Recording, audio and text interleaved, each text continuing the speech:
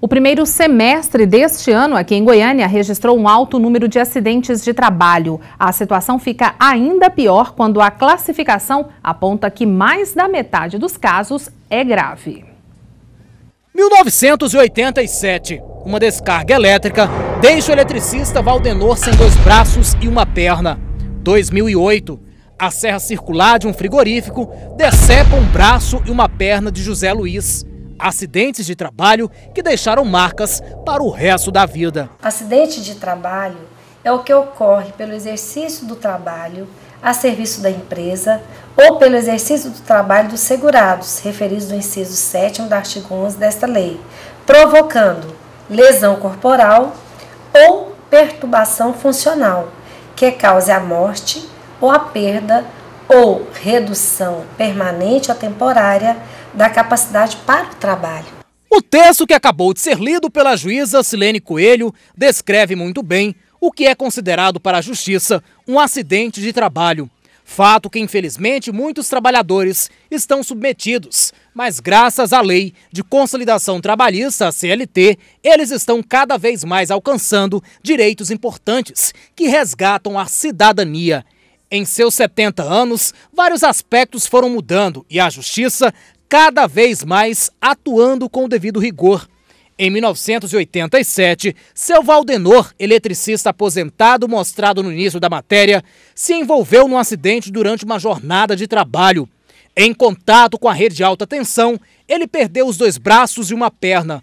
Com dificuldade para aposentar por invalidez, ele reconhece que a época era outra. Parece que era Deus dará, se a pessoa sofresse um acidente, às vezes ele estava ali lutando para aquilo, mas infelizmente as pessoas sempre têm um jeitinho assim, talvez uma empresa, de não colocar nada no nome dele, colocar nome de terceiro e tal.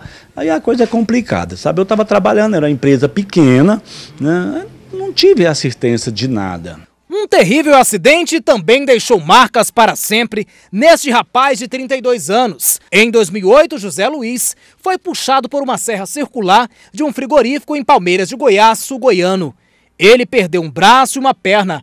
Ainda abalado, ele mostra as fotografias que revelam o antes e o depois do acidente. Além de ter seus membros decepados pela serra, o rapaz conta que o que mais lhe doeu foi a indiferença da empresa, que não prestou a devida assistência. Eram 2 meses de cesta básica e prometeram de pagar meu aluguel e não fizeram. Quer dizer, me ajudaram durante 2 meses. Tudo que eu consegui depois do acidente, depois desses 2 meses de auxílio da empresa, foi através de doações do pessoal da cidade. Todo mundo foram solidários comigo e me ajudaram bastante.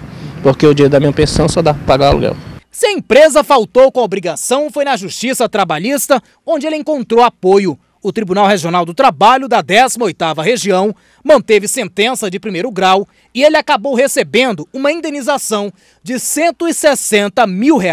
Com a consolidação das leis trabalhistas, a Justiça consegue garantir direitos aos trabalhadores como auxílio-doença, auxílio-acidente, aposentadoria por invalidez, a especial e a pensão por morte. A Justiça do Trabalho no Brasil toda é mais célere.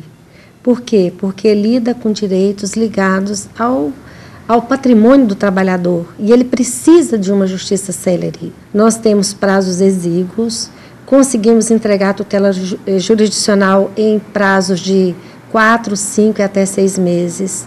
Temos bons peritos cadastrados e temos juízes e servidores empenhados em cada vez mais entregar essa tutela jurisdicional com rapidez. Segundo dados do Centro de Referência à Saúde do Trabalhador, o Sereste, só no primeiro semestre deste ano, Goiânia registrou 1.194 acidentes envolvendo trabalhadores aqui da capital.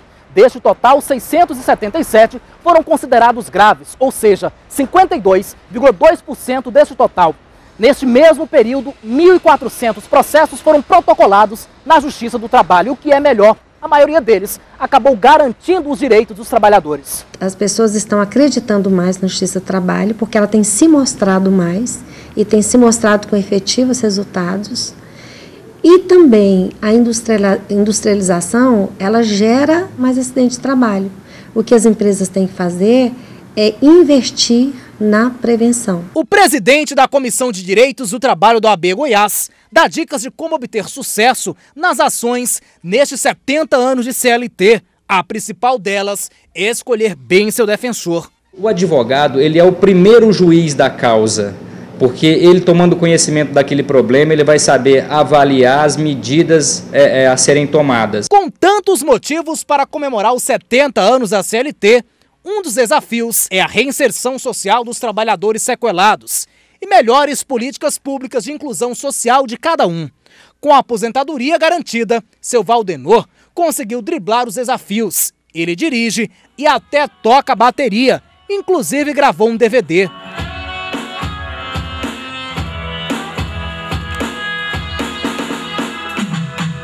Se Deus me deu a oportunidade de viver, então eu não vou viver triste, não vou viver lamentando, não vou viver um tipo aí, um Zé Ninguém da vida. Eu falei, não, espera aí, então por mais que sobrou só esse pedaço e um pedaço da perna, mas aí tem como a gente dar a volta por cima e muito bem. Para falar sobre direitos trabalhistas, nada melhor que uma especialista no assunto. Por isso eu converso agora com a advogada Edilene Pires. Olá, tudo bem? Boa tarde. Para a gente começar, mesmo se uma empresa ela não for registrada oficialmente, não tiver lá todos os seus registros e o trabalhador sofrer algum tipo de acidente ali dentro daquela empresa, permanecem os direitos dele? Sim, nesse caso, ele deve postular uma ação direta contra a pessoa física, já que não existe a pessoa jurídica. Então, de qualquer forma, os direitos estão garantidos? Estão garantidos, caso essa pessoa física tenha também algum bem para garantir essa indenização. E se não tiver? De que forma que o trabalhador pode ter os seus direitos garantidos? Fica mais complicado, né? Porque ele, provavelmente, se ele tiver a carteira de trabalho registrada, ele pode postular junto ao INSS uma aposentadoria, no caso, por invalidez. Também, porque nesse caso nós poderíamos saber, deveríamos saber se a carteira foi registrada. Se a carteira foi registrada, ele tem direito à aposentadoria por invalidez. Caso a carteira não seja assinada, ele pode postular um benefício assistencial que é o LOAS. De qualquer jeito, então, tem algo que garante aí, que dá uma segurança. Alguma coisa, mas se a empresa não é registrada, ele tem que procurar postular direto, a indenização direto contra a pessoa física. Edilene, outra situação, a gente está aí sempre com o desenvolvimento da tecnologia, a gente trabalha de forma diferente do que há algumas décadas, né? E a gente tem a CLT com 70 anos. Existem atividades hoje, por exemplo, o manuseio do próprio computador. Esse manuseio que causa alguns problemas, principalmente nas mãos, isso é um acidente de trabalho? Sim, essa aí é a considerada LER, né? Ela também é considerada um acidente de trabalho. Nesse caso, ele pode, o empregador pode, o empregado pode postular na Justiça do Trabalho uma indenização por danos morais, uma indenização por lucros cessantes, né, que é aquilo que ele deixou de ganhar, né? E o pensionamento, que poderia ser também vitalício. Isso vai ser visto numa perícia, né, que é um perito indicado pelo juiz, né, nessa ação. A diminuição também da audição e da visão também entra nesses casos? Também entra como acidente de trabalho. Tá, agora, por exemplo, se a pessoa tem aí sofre um acidente de trabalho, a empresa não dá assistência, qual o local certinho que o trabalhador deve procurar?